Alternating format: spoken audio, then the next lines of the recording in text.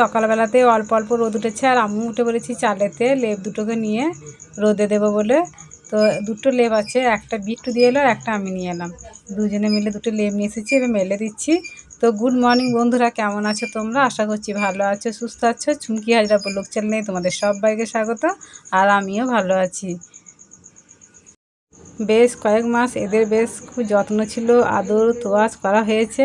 এবার এই টিকফুটটি রোদে এদেরকে শুকিয়ে মাচায় তুলে দেবো, আবার দেখা যাবে পরের বছরে সেই শীতে। এখন আর না, এখন টাটা বাই বাই।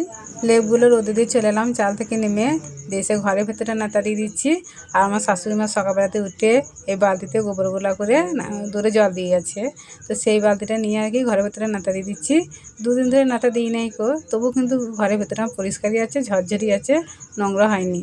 তো প্রতিদিন নাতা না দিলে কেমন লাগে না একটা হিন্দু ঘরে, সেই জন্য দেখছি যে গোবরগুলো রয়েছে যখন নাতাটা দিয়েই দিই, তাই দিয়ে দিচ্ছি।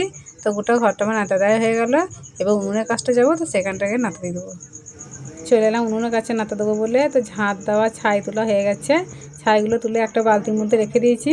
দিয়ে বাড়ির সব কাজকর্ম সেরে নিই, দিয়ে লাস্টে গিয়ে ফেলে দিয়ে আসি। আমাদের সামনে একটা বাড়ির সামনে খামার আছে, খামারের এখানে একটা সার্কুল আছে, ওখানে ফেলে দিয়ে আসি। তো দেখো এবং উনুনটা নাতা দেওয়া হয়ে গেল। এবার মেঝেটা নাতা দিয়ে দেবো। প্রত্যেকদিন রাত্রে ভাত খাই, তো দিয়ে এঁটো থালাগুলো এই চালাপানে এসে রেখে দিয়ে যায়। কলতলাতে নামাই না, জানো তো, কলতলা নামানো থাকলেই না কুকুরগুলো আসে, এসে খালি চাঁদবে বাসনগুলো, দেখো ঘেনা লাগে না বলো। সেই জন্য আমি কলতলায় বাসন রাখতে চাই না একদমই, মানে খেয়ে নিলে সঙ্গে সঙ্গে ধুয়ে রেখে দিই। আর যদিও রেখে দিই না, তা একটু মানে সাবধানে লাঠি নিয়ে বসে থাকতে হবে। চালাটা আমার নাতা দেওয়া হয়ে গেলো, এবার চলে এসেছি পিঠেটা মুছতে। আর প্রত্যেক দিন ভয়েস ওভার দেওয়ার সময় এত মানে ডিস্টার্ব হয় আমার, মানে প্রত্যেক দিন এত জোরে টিভি চলবে, নাহলে জোরে জোরে ফোন করবে, সব উঠে পড়বে কথাগুলো। হ্যাঁ, তো মানে ভালো করে আমার একদম মানে ভয়েস ওভার দেওয়াই হয় না, একটা ভালো একটা পজিশন জায়গা পায় না, শান্তি মতো একটা জায়গা। যতক্ষণ পিঠেটা মুছা হয় ততক্ষণ মনে হয় বাসি কাজ আমার হয়নি। তো পিঠেটা মুছা হয়ে গেলে বাড়িঘরটা আমার ঝরঝরে লাগে, আর মনে হয় না বাসি কাজটা আমার হলো। তো এই যে অল্প অল্প রোদে চলে আসছে, বেশি বেলা হয়নি আজকে। আমার কাজটা কিন্তু আজকে সময় হচ্ছে, মানে তড়িঘড়ি হচ্ছে কাজটা, খুব লেট হয়নি। সময়ে কাজ করে নেয় ভালো, আমাদের হয় না, তাই আমাদের সেই লেট করে হয়। তো পিঠে মোচা হয়ে গেছে, দিয়ে চলে এলাম বাসন মাজতে। আর আজকে দেখো কোথায় বাসন মাজছে, আজ কিন্তু কলতলায় বাসন মাজিনি, আজকে আমাদের উঠোনটায় একটা কোণে মাজছি। তো বাসনগুলো আমার সব মাজা হয়ে গেছে, এখন কড়াইটা মেজে নিচ্ছি।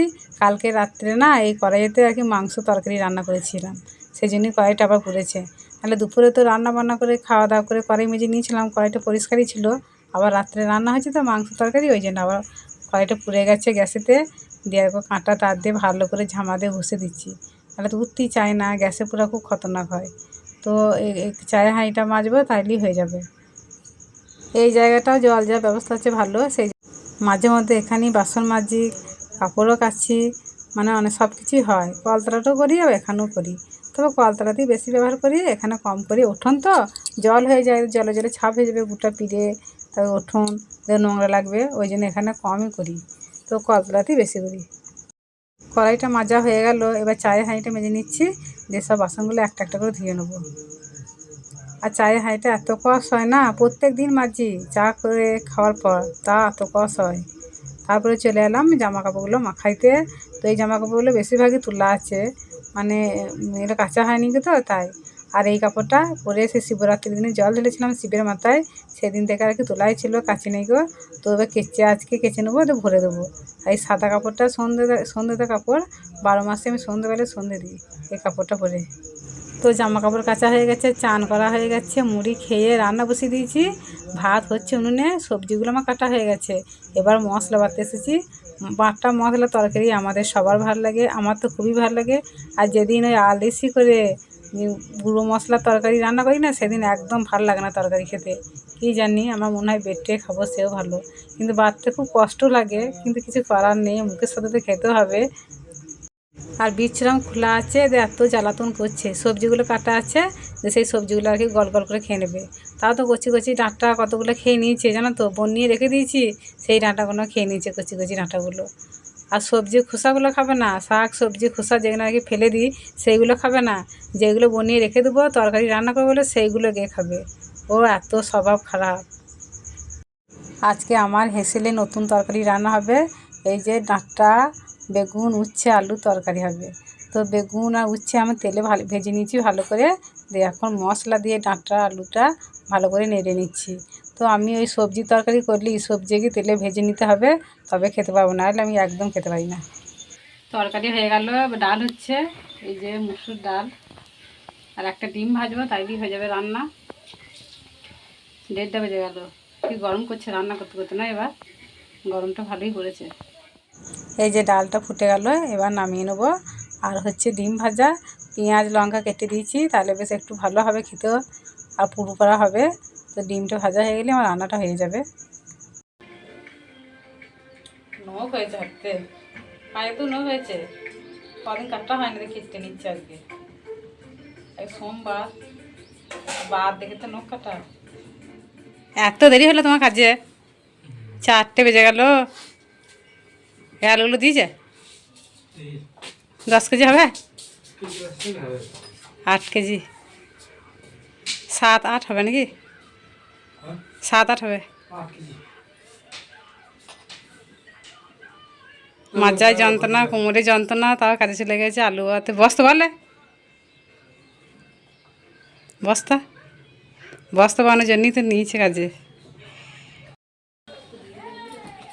বিকেলে সব কাজকর্ম সব গুছিয়ে করে নিলাম, দিয়ে উপরে এলাম, আবার চুলটাও আঁচড়ে নিলাম। আগে শ্যাম্পু করেছিলাম, দিয়ে সঙ্গে সঙ্গে চুলে ফাঁস ছাড়াই নেই, তো বিকেলবেলাতে ফাঁস ছাড়াইলাম, দিয়ে একটু গুছিয়ে বাগিয়ে, নিচেরটা গুছিয়ে বাগিয়ে উপরে এলাম। উপরে কটা জামা কাপড় আছে গুছাই নিচ্ছি, দিয়ে শাড়িগুলো না এখন পরবো না, গুছাইছি, দিয়ে বাক্স ভরে রেখে দেবো আর কি।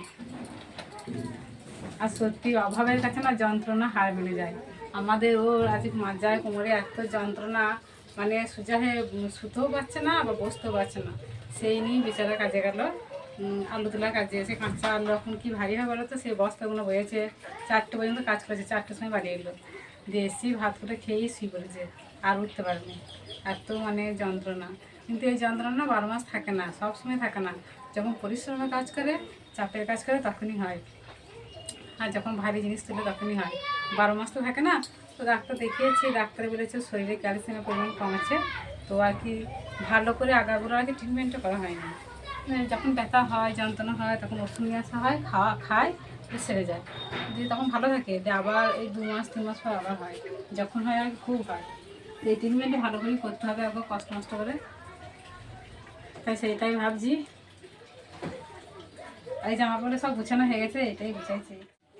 তো বন্ধুরা, ভিডিওটাকে এই পর্যন্তই, দেখা হচ্ছে আগামী পর্বে। সবাই সুস্থ থাকো, ভালো থাকো, সবাইকে টাটা।